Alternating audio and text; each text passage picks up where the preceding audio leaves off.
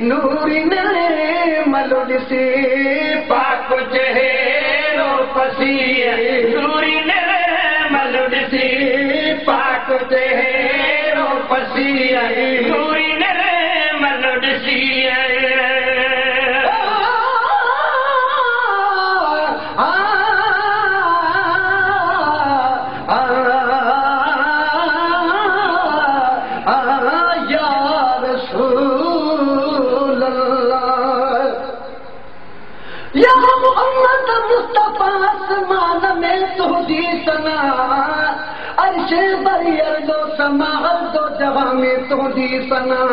दहली दखल अफगान है ईरान में तुंदी सना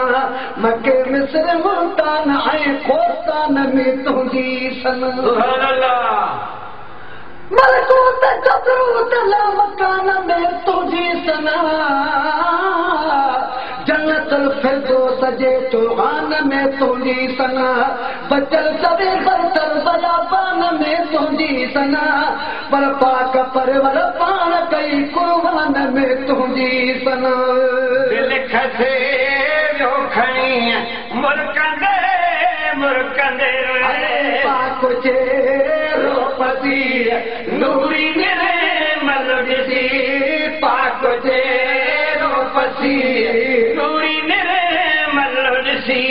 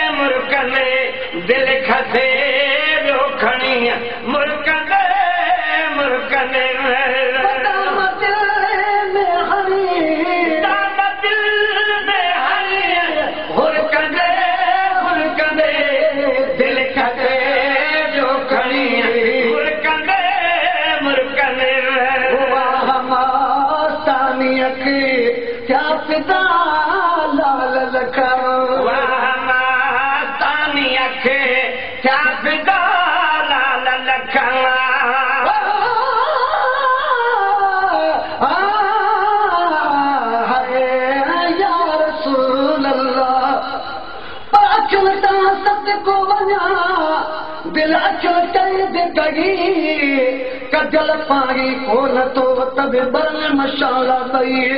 गुलाम नबी मिस्कीन तभी शलको सुबान लगई आगी घोट वगई वही बेहतर तो परी वगा पर हथन तो सदको वञा हथ होरे हल लोडे सुणियूं तस्वीरूं सभई तकन चूं तोड़े गुलाम नबी के खोल बड़ो बेगी कुर्बाता कोडे पहेड़े या होड़े मुखे हितां वञण हराम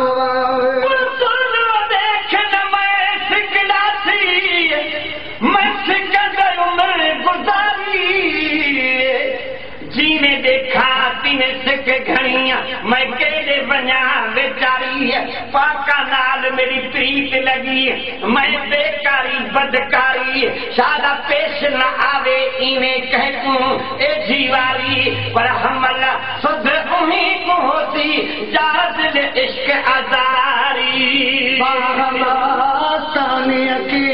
क्या सिदा लाल का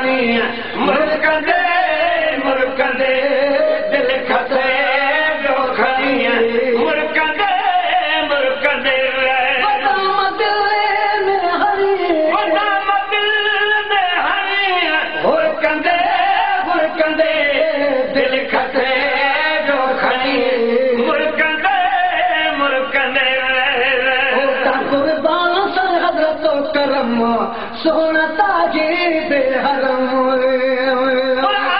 सोना तकवाला बयाने क्यों मेरे यार दिवायनी कख दा बार न साजी जिंदड़ी मैं को लखा मरा ते बार चवायनी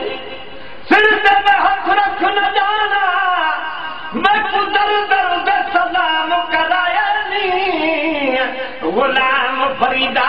वतन तेजा झोंका मजे खिल दे नैनवायनी है तो ता कुर्बान सरहद तो करम सोना साहिब हरम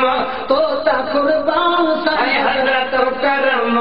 सोना साहिब हरम बतियत बेरन पनी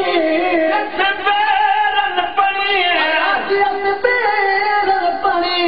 ढुरकंदे दिल खतरे जो खड़ी मुर्कंदे ताजदार हरम या शफी